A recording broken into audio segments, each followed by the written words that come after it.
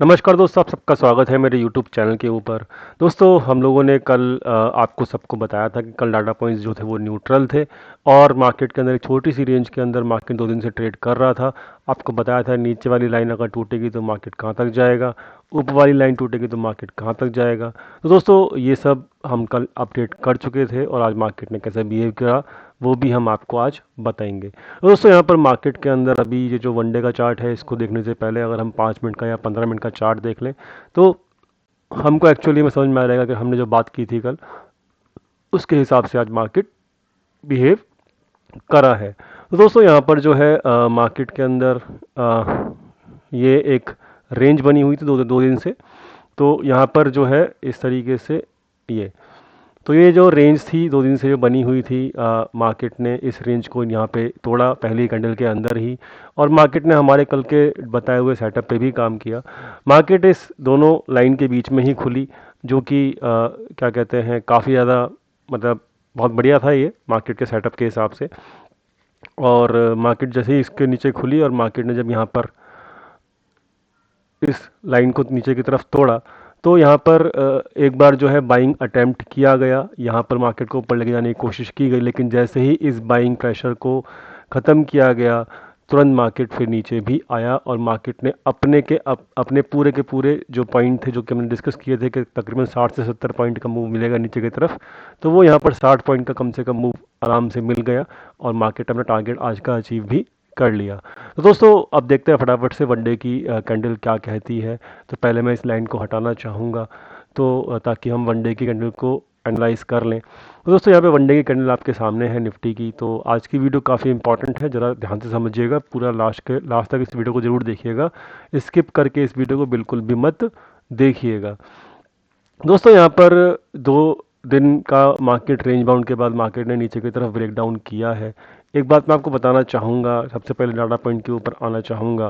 Data points में क्या क्या इंपॉर्टेंट चीज़ें हैं वो मैं आपको बताना चाहूँगा। तो यहाँ पर जो है कल के दिन कोई भी पोजीशंस कैरी फॉरवर्ड नहीं करके जा रहे थे प्रोप्राइटर्स और एफआईआईज, और रिटेल ट्रेडर्स भी कोई कैरी फॉरवर्ड पोजीशन जिसकी भी किसी की भी नहीं थी। मतलब आज जो है कॉल बाइंग करके कैरी फॉरवर्ड गए हैं रिटेल ट्रेडर्स, यानी कि कल के लिए डाटा जो है वो बेरिश माने जाएगा, और क्योंकि यहाँ पर एफआईआई जो है वो कॉल राइटिंग करके गए हैं, प्रोप्राइटर जो है वो कॉल राइटिंग करके गए हैं, तो ऑप्शंस का डाटा जो है वो बेरिश है टोटली, जो बड़े प्लेयर के हिसाब से अगर हम एनालाइज करते हैं तो।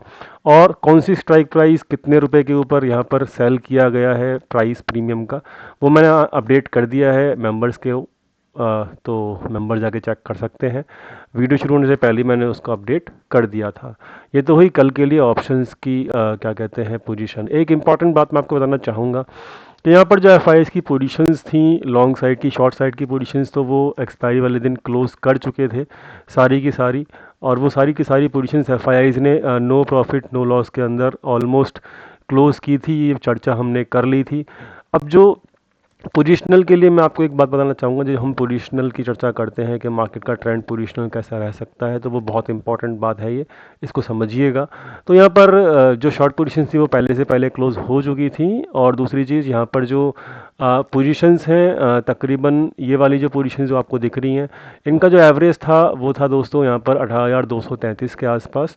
तो यहाँ पर ये वाला जो एवरेज है, इससे तकरीबन मार्केट आज की क्लोजिंग के वक्त तकरीबन 300 पॉइंट के प्रॉफिट में बैठा हुआ है।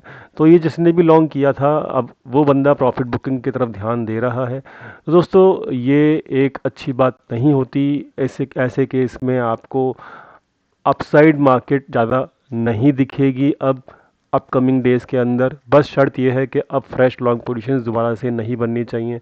मेरे हिसाब से फ्रेश लॉन्ग पोजीशंस अब बनेंगी नहीं, क्योंकि अगर बननी होती तो ये बंदा प्रॉफिट बुकिंग करता ही क्यों। तो मेरे हिसाब से मार्केट का अब जो अपसाइड है वो बहुत ज़्यादा सीमित है, बहुत ज़्यादा लिमिटेड है। तो इस बात को मैं आपको बताना चाहूँगा पहले से पहले। जो डाटा पॉइंट बता रहे हैं ये पोजीशनल के लिए मैं आपको बता रहा हूँ, तो कोई भी फ्रेश पोजीशन लेने से पहले डाटा पॉइंट्स को कंफर्मेशन पहले देने दीजिएगा। तो डाटा पॉइंट जो अभी बता रहे हैं पोजीशनल करने के लिए, तो वो बता रहे हैं कि अभी अपसाइड यहाँ पर बहुत ज़्यादा नहीं दिख रही है डाटा पॉइंट के ऊपर। इस बात को ख्याल ज़रूर रखिएगा, ये मैं आपको पहले से पहले बताना चाहता हूँ।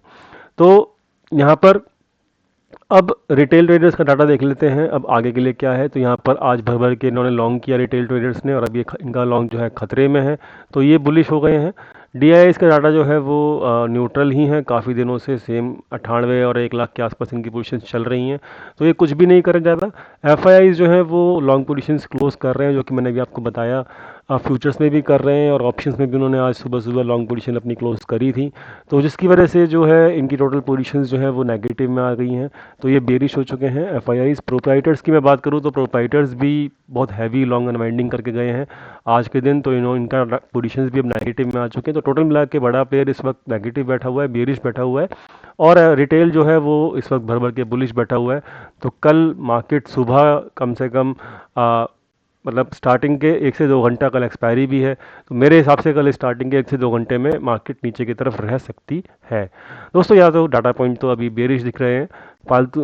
अब यहाँ पर जो है एक इम्पॉर्टेंट बात मैं आपको बताना चाहता हूँ कि यहाँ पर जो मार्केट है वो फ्यूचर में भी लॉन्ग अनवाइंडिंग होनी शुरू हो गई है, तो यानी कि अब जो ये वाला लेवल है, याद रखना है इस चीज़ को, जो ये लेवल है 18,600 का, ये अब एक इम्पॉर्टेंट रेसिस्टेंस की तरह काम करेगा।